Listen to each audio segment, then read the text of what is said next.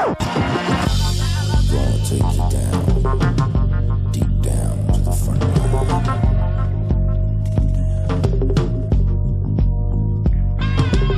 You woke up this morning, got yourself.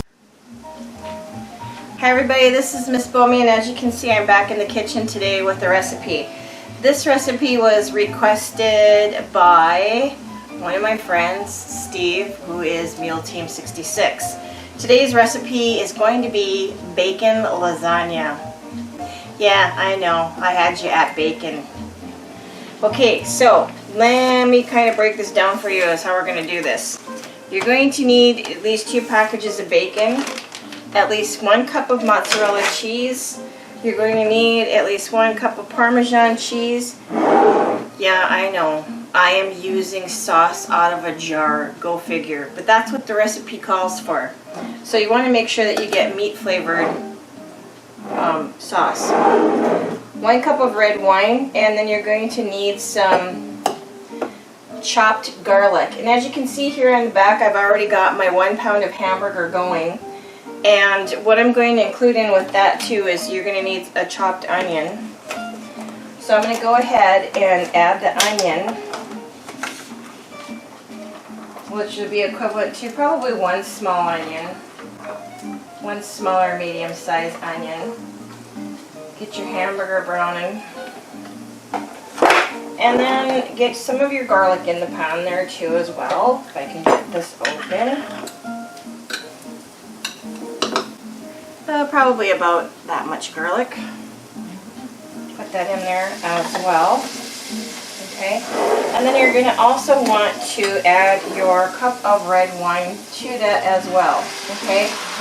You're going to give this time to simmer. It's going to need about an hour to simmer. But in the meantime, you're going to have to be doing some other steps to make, I guess, what's called the white sauce or the cheese sauce. So let me go ahead and get this mixed in here. You can use any kind of red wine that you like. It didn't really say as to a particular kind there that you should be using. Okay, so I got that going. I'm going to turn this on low because we want to make sure to simmer that. I'm going to put this aside. So now we're going to go ahead and just now get ready to make the white sauce. So let me gather those ingredients and I'll be back with you in just a moment. Alright, I'm back with the rest of my ingredients. So now the next thing that we're going to prepare is called Bechamel. And what you're going to need for ingredients are 2 tablespoons of butter, 1 1/4 cups of heated milk, so make sure that it is heated, don't put it in cold, and then 2 tablespoons of flour. And you're going to need to do this in a saucepan. So what you're going to do is start by melting the butter. I'm just going to talk you through this process because my camera, I'm not going to move all the way over to the other side of the stove. So you want to start off by putting your butter in the saucepan, melting that, stirring your flour, and then you're going to constantly stir that until it looks like a paste and it bubbles a bit. You don't want it brown though, so make sure not to let it brown. Then you're going to go ahead and add the hot milk, stir that continuously until the sauce thickens. Then at that point you're going to want to bring it up to a boil and then keep it there. Add your salt and pepper to taste, and then lower the heat and cook, stirring for 2 to 3 minutes or more, depending upon the heat. Remove from the heat, and then you're going to cool this sauce to use later. Cover it with some wax paper or something along those lines. So I'm going to go ahead and get this started, and in the meantime, our meat is still simmering. It is, in the pan with the wine and the garlic and the onion, and we're just going to let that wine continue to absorb into the meat. So that's been sitting there for like about 15 minutes now, and I'm just going to go ahead and start the sauce. once I get the sauce completed, before I store it away to put it aside until we get ready to do our lasagna, I will show you what it looks like when it's done. Okay, so be back in just a minute. Okay, I'm back and I've gotten my sauce done, and as you can see, I didn't have any wax paper, so they suggested to pour a little bit of milk over the top of it to get it to cool and then to prevent it from a skin forming. But basically that's what the sauce is going to look like right there, if you can see that. Make sure that you add salt and pepper to taste. And the other thing that I forgot to tell you too is when you're doing your meat here, make sure to salt and pepper that to taste as well.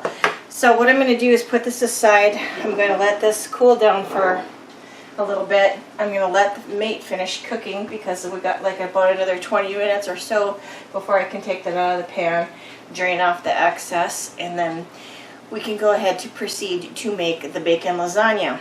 So stick around, be back with more. Okay, I'm back, and now we're going to go ahead and start making our bacon lasagna. So you want to make sure that you get a good sized pan. Nothing really extremely big, but not too small. If you don't have something like this, maybe a pan that's the size of a loaf bread, a little bit, a larger loaf bread, not a small one.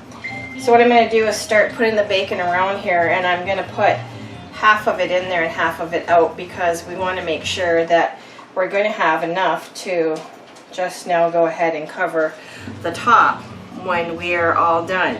And you want to make sure that you're overlapping the bacon too.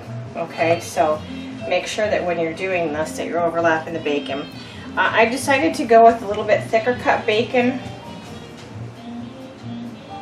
but you can do any kind of bacon that you want. I don't know that I would suggest something with like a heavy flavor to it, like maple syrup or some of the other kinds that are out there and that are available.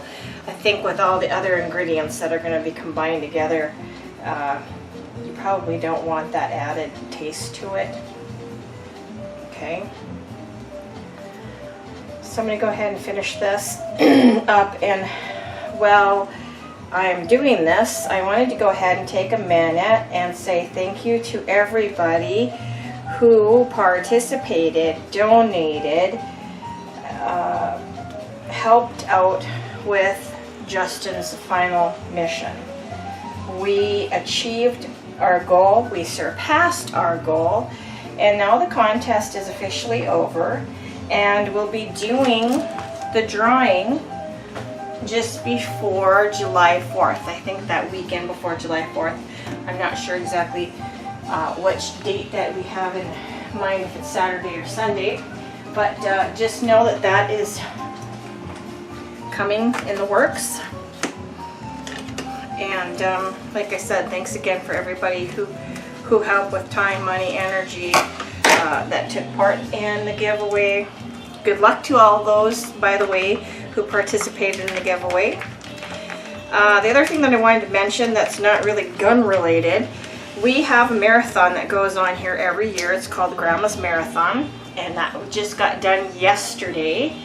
And we had a half marathon, which is 13.1 miles, and then we had a full marathon, which is 26.2 miles.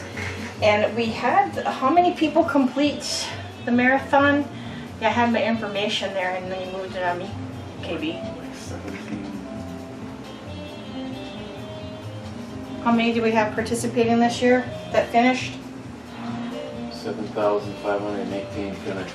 7,518 finished. That's men and women. So I just want to take a moment to say congratulations to all those people who ran the half marathon, the full marathon. You guys are kind of crazy, but okay, whatever. If that's your thing, that's your thing. Okay, so I'm almost done with this, and then we can go ahead and start doing the layering. Just want to make sure that I get this all covered, and I cannot believe the amount of bacon that you use. If I know Steve, he's kind of looking at this right now going, oh, he's probably saying, la, really loud. Just saying. And let's see. overlap that. You don't want to waste any, so we'll put a little extra there in the middle. Or how about on the end here? Just to make sure that we're all good. We got it all tucked. Okay, so our bacon layer is now done. I'm going to go ahead and turn my oven on, and instead of 350, they're suggesting 360 degrees. So go ahead and preheat your oven. Got the rest of the ingredients, which is the cheese, the name that I can't explain very well, Bechamel. This is what it looks like, by the way, after it starts cooling down. You gotta get a Frenchie on it. Yeah, I know. And then of course your sauce. And then our meat. And this is what it looks like done. Okay, so you can see that the meat did absorb quite a bit of the wine. So did I. Yeah, so did you.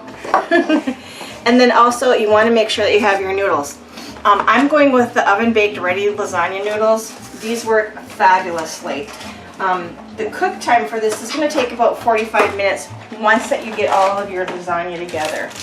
And I don't know if this is something that most of you guys and gals out there are, excuse me, willing to try, because there is a lot of steps to lasagna, any kind of lasagna. But this should be interesting because I've never made the bacon lasagna anymore. Or before, so this will be a first. I've made lasagna many times before. So we got the bacon overlapping, so then we're going to go ahead and put down our pasta sheets. Just like so. And I like these to be overlapping. So make sure when you put your pasta sheets down that they are overlapping and that everything is now just covered onto the bottom. Okay, so then we put that on there. Then we're going to do our sauce, and then that's going to be followed by the Bechamel cheese, and then of course we'll be adding the mozzarella and Parmesan cheese to it as well. Now, the thing is, when you're making lasagna and you're doing the layers, make sure that you put enough down so that you are going to be tasting a bit of everything.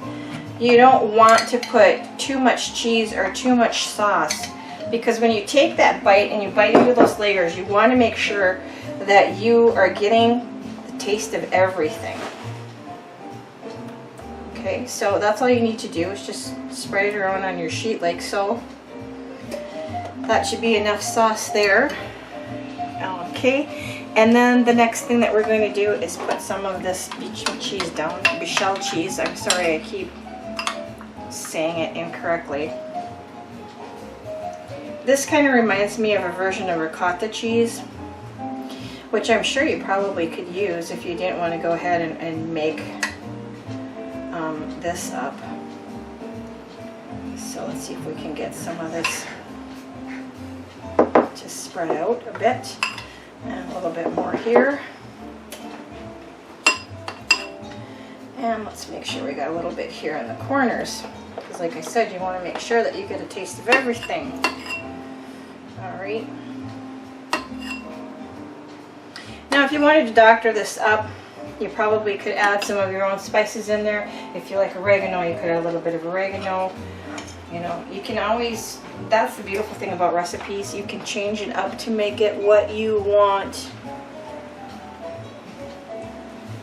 I'm doing this a little bit backwards because I like to be able to have cheese, meat, and cheese. So you can do the layers any which way that works for you. Alright. Make sure we get some there in the corners. This smells fantastic. You can tell it really was cooked in wine. Now it says a cup for each, but you know me, I like the cheese and I'm all about the cheese, so I'll probably put a little extra in there. Just saying. Okay.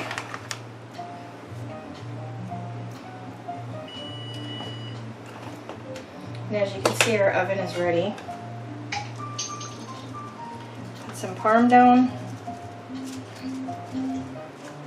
If I can get it out of the container and it wants to participate. There we go.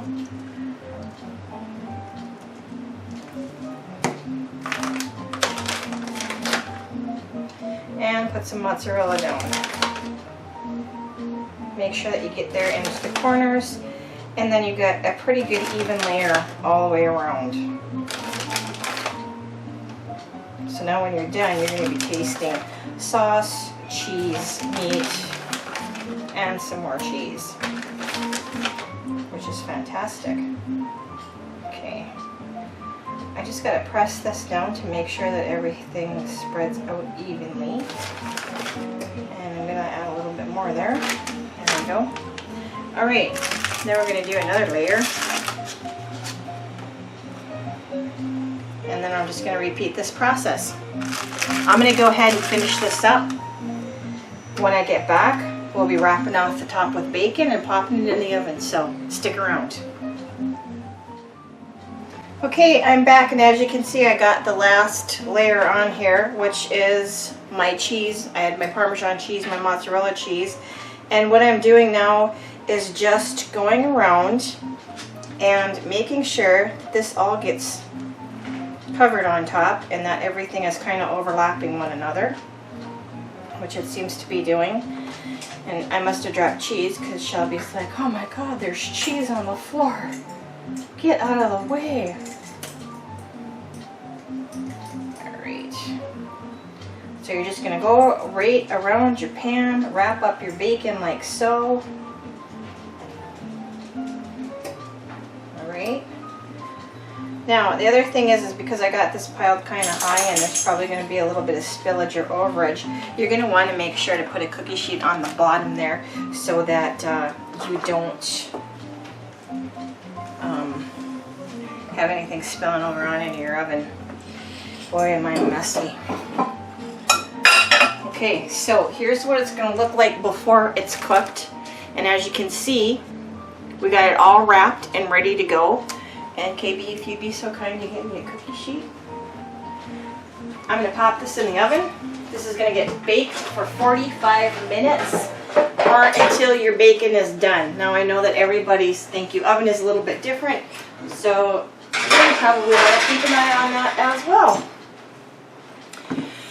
Alright, so that's it. That's the recipe for bacon lasagna. I don't know how many of you are going to be brave enough to try to attempt to make that, but it wasn't as hard of a process as I thought it was going to be. So that's good. Shelby, you need to move. Okay, so let that bake. We'll be back and we'll show you what it looks like when we're all done. So stick around, back in a moment. Okay everybody, I'm back in the kitchen. I put my mitts on that I spilled my bacon all over. Here's what the finished product will look like.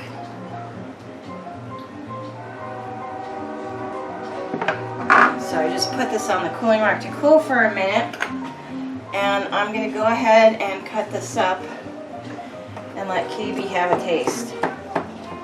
And while I'm cutting this, I just wanted to take a moment to say Happy Father's Day to all the guys out there. Hope you're enjoying your day. And for everybody else, I hope you have a good week. I'm trying to do this to get it all out in one piece, but sometimes if you don't get a sharp enough knife, cut through all of it.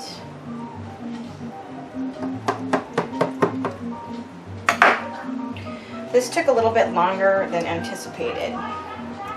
It took about 40 minutes instead of 20 because I wanted to make sure that the bacon was cooked. Some of it's a little bit undercooked. But you get the idea. Grab yourself a fork. I'm only willing to do this for meal time. Yeah. This is the level of dedication towards our friendship. Make sure you get some cheese and hamburger and bacon. Get everything So your first bite's a good one.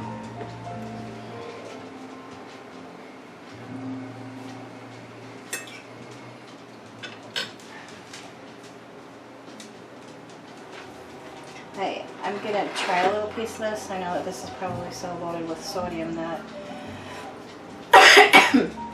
excuse me, I'll have a heart attack. Yeah, I don't know if your sodium meter is gonna like that. Probably not, but we'll just give a little taste.